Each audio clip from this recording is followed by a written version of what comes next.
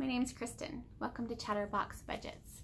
This is my first video for YouTube and I am extremely nervous, so I apologize in advance for anything I do incorrectly. I do have note cards, but they're not helping as much as I thought they would. So I will try to speak as slowly and clearly and enunciate as much as I possibly can. I do have a speech issue, so I can't promise it'll all be clear, but I'm gonna try. Okay, so I am a 43-year-old, almost 44, single income empty nester. So I've had an empty nest since 2015.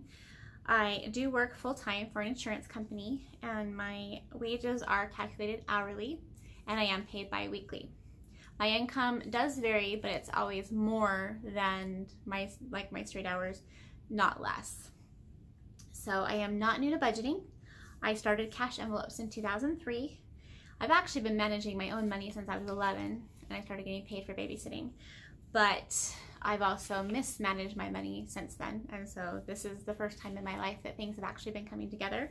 And so I thought the timing was right to be able to share those experiences with the world, which is what I'm here for. I would like to help others somehow, or at least I would like to interact with people from all over the world, all different walks of life. And that's the main reason I'm here. I am not a financial advisor. I am not trained in anything financial, except for I was a cashier, so I do know how to count money.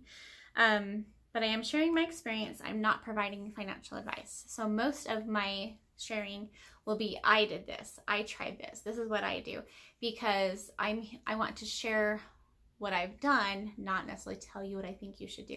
And I think a lot of people already know some of these things. I mean, there are people who are brand new to budgeting, but there's so many channels out there that tell you how to do all the different steps that, you know, I want to be able to provide some entertainment and some fun information, but not necessarily have to feel like I'm giving advice. So just because I think that would take away the fun for me. I'm starting this channel since I talk about budgeting and envelopes. It's my hobby. I talk about it all the time, and I felt like my family and friends were probably getting tired of hearing it, especially since I think I tend to tell my dad the same thing multiple times when I don't tell other people that I thought I told. And so I thought with doing a YouTube channel, people can choose to go watch the video if they want to, or not. It's totally up to them. And I can share the same story with everybody at the same time, regardless of when you choose to watch the video or when you find the video. And it's all voluntary. I got to the point where I swear I could hear people rolling their eyes on the phone. No, everybody's been very sweet, but I've been, well, let me step back. The reason I call it Chatterbox Budgets is because I am a chatterbox. I've been a chatterbox my entire life. I've been teased my entire life about talking too much, talking too fast, not enunciating, and I hate it. It really actually hurts my feelings sometimes, but I've accepted that that's how I am. That's part of my personality, and I try not to let it bother me anymore. It still does sometimes. But one thing that has come up, not recently, it's actually been about 7 years, but I was diagnosed with obsessive compulsive disorder 23 years ago, and I didn't really learn anything about it until about 7 years ago. I started to learn about obsessive, can't even say it, OCD. And my OCD is very different than people that I know that have it, because I don't have as many of the compulsive actions as most people do. I have more compulsive behavior as far as like in my head. For example, I have to have everything be monochromatic, except obviously I've got yellow behind me, but my clothes are all monochromatic. Everything I buy, like my purse, my bag, my planners, are all monochromatic. It just makes me happy. Having colors to have to pick from stresses me out, but I do really like the yellow and the gray behind me. That's the exception. Anyway, so I tell you about my OCD because that is a major part of who I am. I consider it my superpower, but it also can be a crutch sometimes, or not a crutch, a curse sometimes, because it does have an impact on how I think, how I act, how I react to things.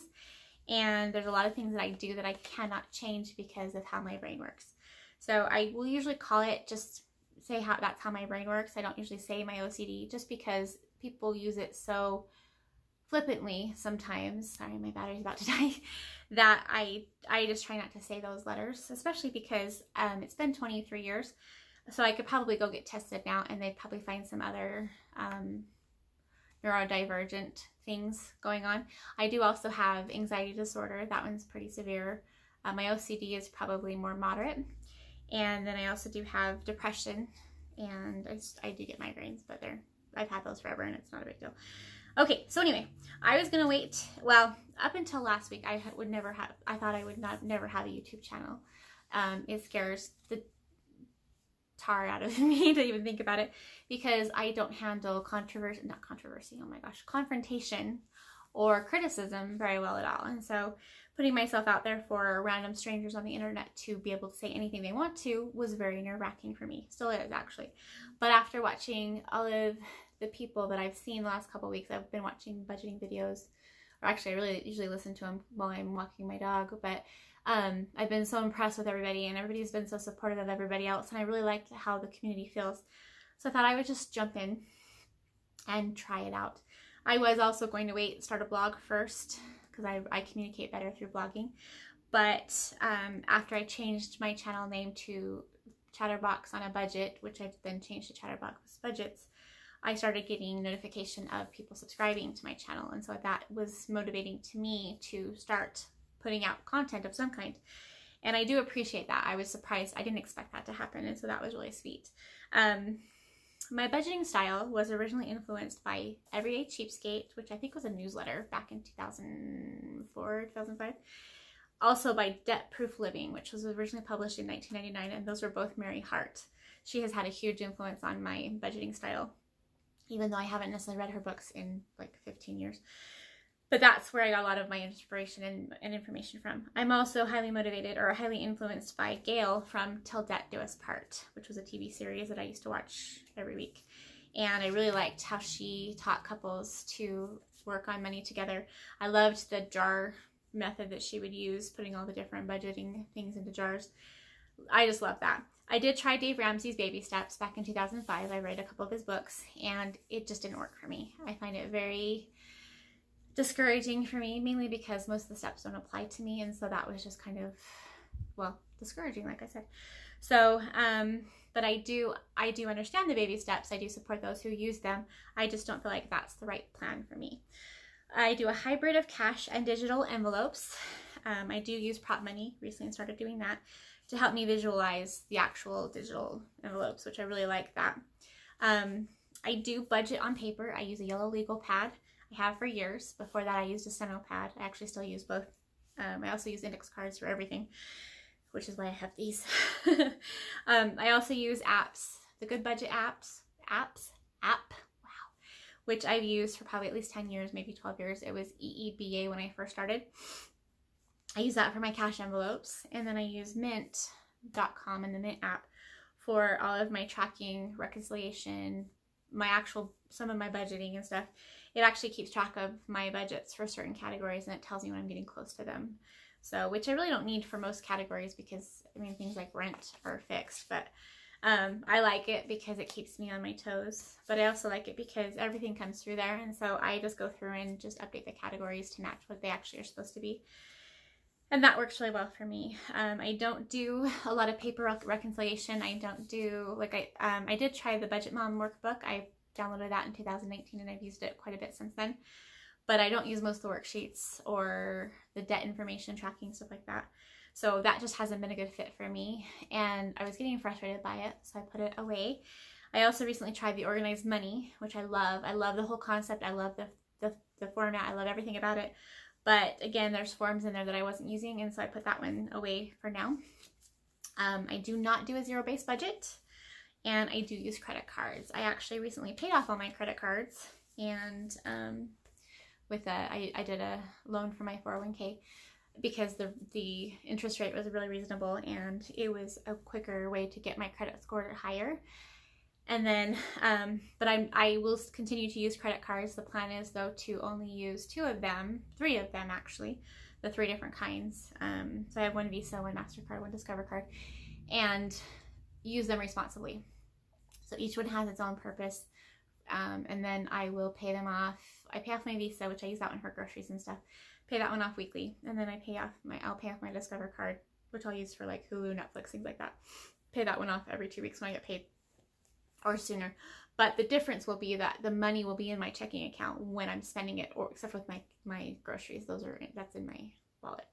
But I have the money on hand when I'm using the cards, so that's important to me. I do have one loan, one personal loan, and I don't consider it debt. I don't consider it a bad thing because I needed money. Someone loaned me the money, and now I'm paying them back, and that's what I needed at the time. But it's I am refinancing it, or trying to see if I can get a lower APR percentage and also a lower monthly payment, because that will just help me with my budget.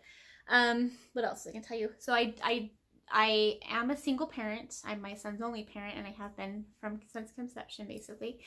And so I provided for us on just one job so that I could be there for him through everything, through sports and school and everything. And because of that, we did have to make sacrifices, and it has been a long struggle. Things didn't start turning around for me until the last couple of years. My son's been out of the nest since 2015, and he has his own money struggles. I did not teach him well, but at the same time, I did the best I could. So, but I do enjoy trying to support him and help him learn as I can. I'm doing it out of showing him, not necessarily teaching him, or not teaching him, telling him how to do things. I'm trying to just show him how it's working for me. But he's had to make his own mistakes, his own choices. What else? I think that's going to be enough for now. This is already longer than I wanted it to be. But I am just starting off with, I don't know what I'm doing. I literally have no idea how to even upload this video to YouTube. But I'm going to figure out as I go. And I appreciate the, I appreciate you watching. I appreciate your patience as I try to figure this all out. I know I'm not the only one who's brand new to this kind of thing. And so for me, it's different because I've been budgeting forever, but I've never done the YouTube thing. So at least I only have to learn one thing, but I do change my budgeting methods and stuff once in a while when something's not working for me. So I can't guarantee things will be the same all the time, but I'm going to try.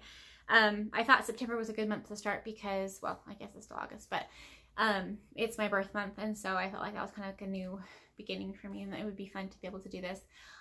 This is a hobby. All of it's a hobby. I mean, my budget is pretty much, it runs itself. I have everything on auto pay, and it's just there. But I do want to share my experiences because I do feel like it's unique enough that it might help somebody, or at least give someone hope that things can be different, can be better, and that not everybody has to do the Dave Ramsey plan or follow whoever is out there now. I don't even know. But I do recommend to everyone, anybody, all of you, to read on your own, or learn on your own, study on your own. Not necessarily just with YouTube videos, but books and everything.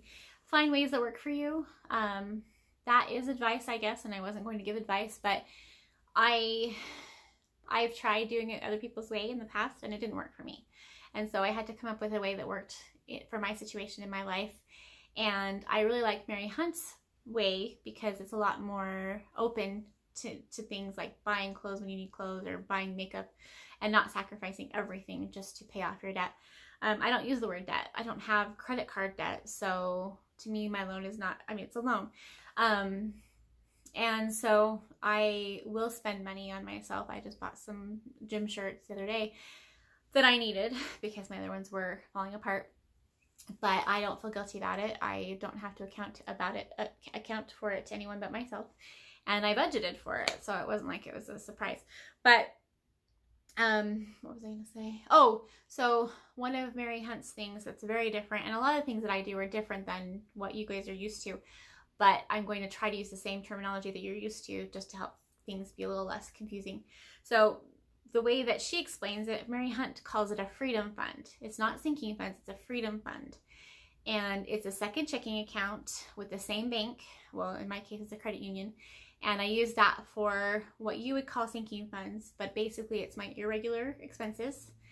And it's not a savings account, it is a management account. So that money is put in there intentionally to spend eventually. And yes, I do earn interest because it's a credit union, but that's not my goal. I just don't like having cash on hand because I'm worried that somebody will break in or something will happen or whatever. So I do have a mix of cash and things in the bank account, but I like the Freedom Fund better because everybody I've listened to, or most people I've listened to on YouTube, they call their sinking funds small savings accounts. And to me, savings is meant to not be touched. And so I see it differently, which is, it all works. It's all the same thing. It's the same end result. You're budgeting for something that's going to happen eventually, instead of waiting until it happens and then having to fork out whatever kind of money. So anyway, I don't know how many videos I'll have up right away. It depends on how long it takes me to upload this one. But they will probably be unedited for a little while because I have no idea how to do that. I'm really literally just throwing this out there so that I can at least say I started. And then I will learn as I go. I will get better as I go. I am a perfectionist, so I'm losing my voice. For me, it tends to be all or nothing, and so I'm going to try really hard to just do baby steps. See, there's baby steps again. Mine are fly lady baby steps, to try to get this, to learn this and become better at it. But I'm really just doing it because it's fun. I'm excited to be able to share my story. So anyway, thank you for listening. I hope you have a wonderful day and take care.